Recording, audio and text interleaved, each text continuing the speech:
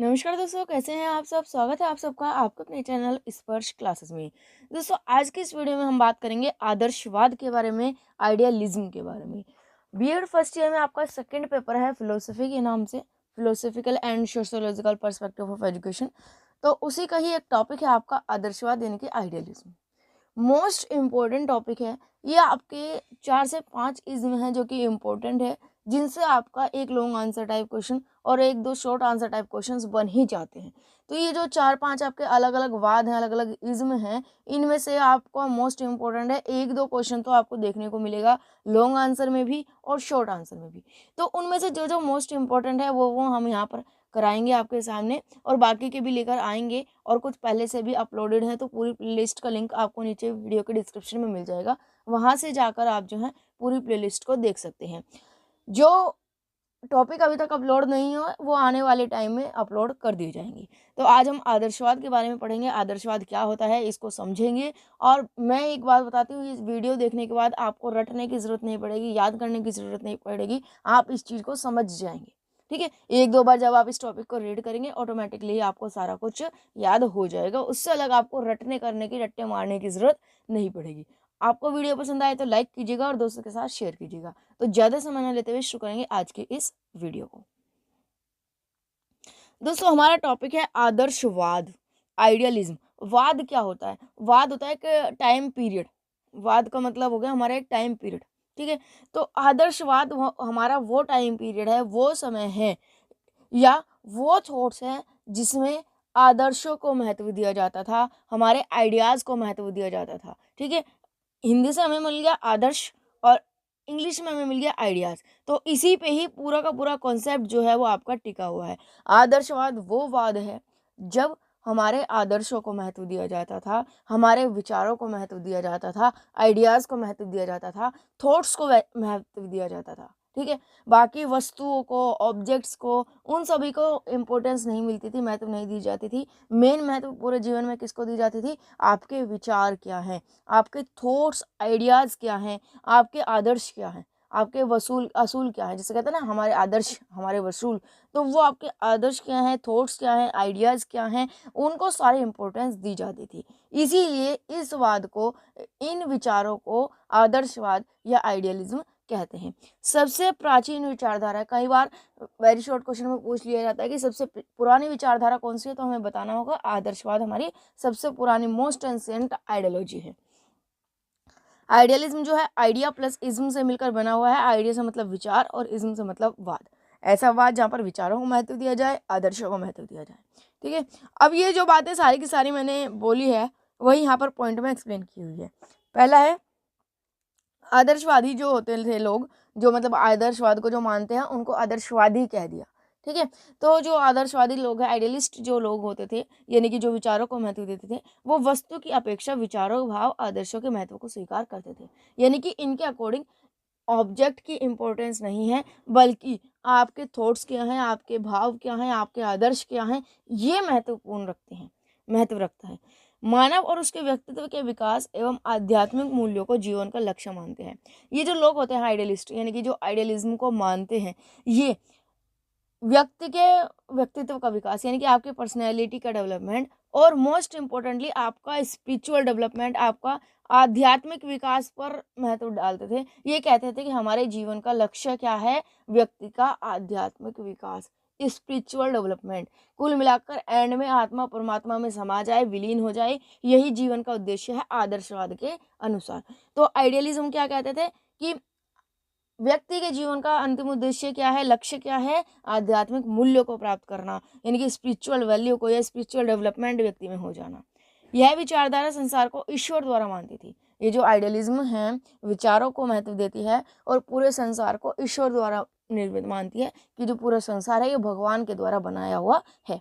ठीक है, और ईश्वर ही इसकी अंतिम सत्ता है। जो अल्टीमेट अथॉरिटी है वो हमारा गॉड है, ईश्वर है। ईश्वर की मर्जी के बिना पत्ता भी नहीं हिलता। ये कुछ इंपॉर्टेंट पॉइंट है आइडियलिज्म के। इनको आप समझेंगे, आगे का जो आपका पूरा कॉन्सेप्ट है ऑटोमेटिकली आप अपने आप लिख पाएंगे या उनको समझ पाएंगे कि यहाँ पर ये क्यों लिखा हुआ है। आपको रट्टा मारने की बिल्कुल भी ज़रूरत नहीं पड़ेगी। यहाँ पर इतनी बात क्लियर हो गई होगी, आइडियलिज्म मतलब ऐसा वाद जिसमें आदर्शों को महत्व देते थे, विचारों को महत्व देते थे, आइडियाज थॉट्स को महत्व देते हैं। ठीक है, इसमें व्यक्ति के जीवन का अंतिम लक्ष्य क्या माना जाता है? स्पिरिचुअल डेवलपमेंट, आध्यात्मिक विकास। ठीक है, इसके अनुसार जो पूरा संसार है, पूरा जीवन है, वो ईश्वर के द्वारा निर्मित है और ईश्वर ही इसकी अंतिम सत्ता मानी जाती है। ये हो गया आइडियलिज्म का मेन कंसेप्ट। अब इसमें थोड़ा सा आगे कुछ सब टॉपिक्स भी हैं, वो देखेंगे। DM दत्ता जी थे, उन्होंने एक डेफिनेशन दी थी कि आदर्शवाद वही सिद्धांत है जो अंतिम सत्य आध्यात्मिक मानता है। ईश्वर हो गया, आध्यात्मिक हो गया, एक ही बात है ना, स्पिरिचुअल या ईश्वर। ठीक है, अंतिम सत्य, अल्टीमेट अथॉरिटी कौन है? ये तो ईश्वर, यानी कि आध्यात्म या स्पिरिचुअल हम कह सकते हैं, कुछ भी लिख सकते हैं, ईश्वर लिख सकते हैं या आध्यात्म लिख सकते हैं।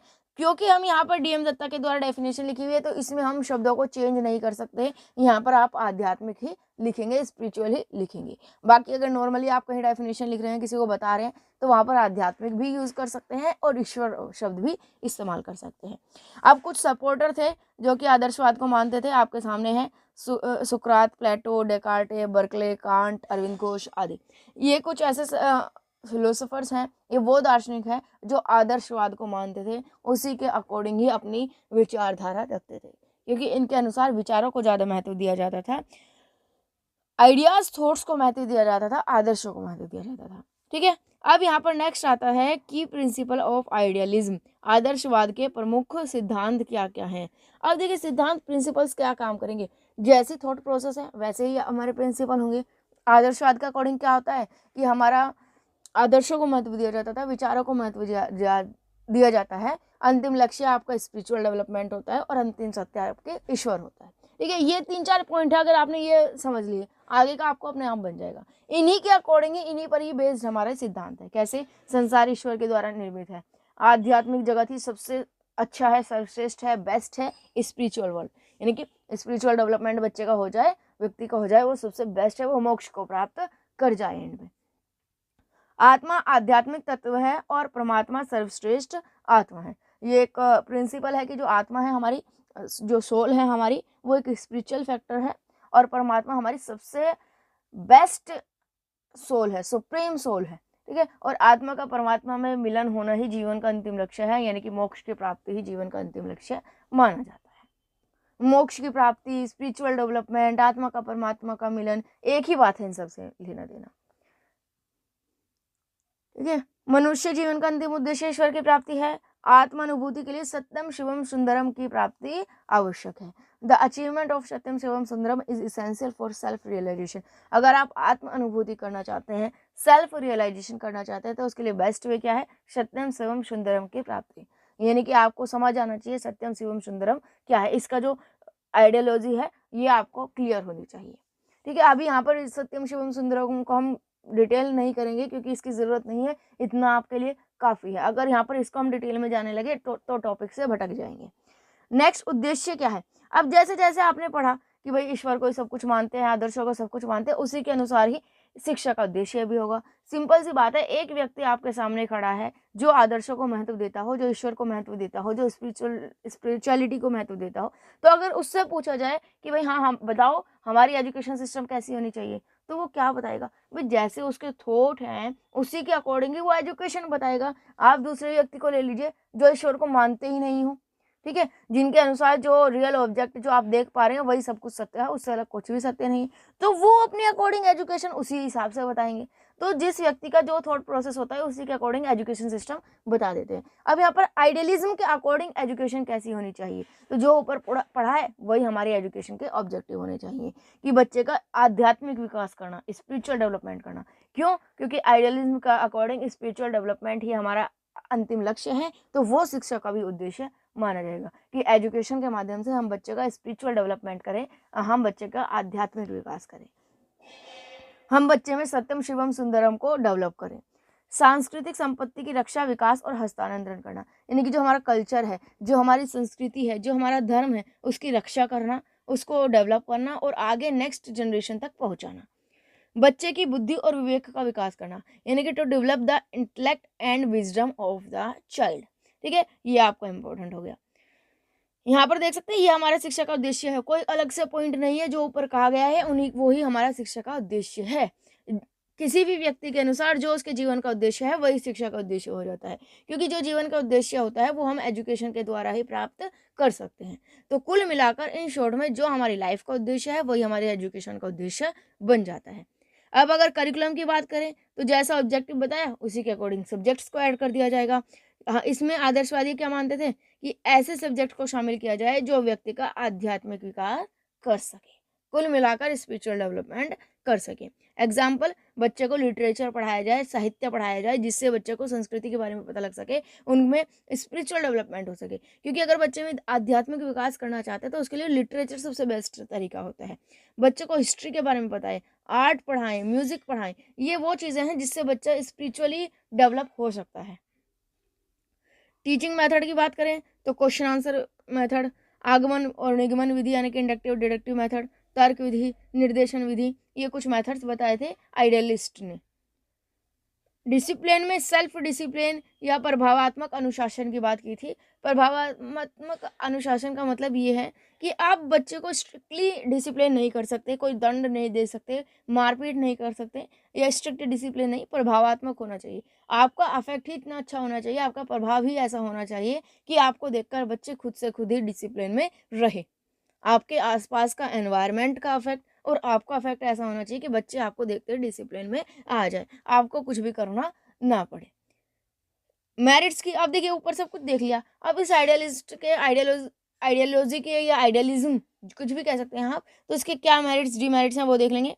मेरिट्स में अगर हम बात करें तो बच्चे के नैतिक चरित्र पर चरित्र के विकास पर बल दिया, ठीक है, यानी कि बच्चे के मोरल कैरेक्टर डेवलपमेंट पर वो दिया, एम्फेसाइज किया। शिक्षकों को उच्च स्थान दिया, बहुत हाई माना टीचर्स को, क्योंकि टीचर्स ही हैं वो, क्योंकि आदर्श को महत्व दिया जाता था, तो टीचर्स जो हैं वो पिता के रूप में होते हैं, माता पिता की तरह होते हैं टीचर्स, तो उनको बहुत उच्च स्थान दिया था। दमनकारी अनुशासन का विरोध किया था कि अगर आप मारपीट करो, एग्रेसिव डिसिप्लिन दिखाओ, तो उसका विरोध किया गया था। दोष की अगर बात करें तो आदर्शवाद के उद्देश्य अमूर्त थे।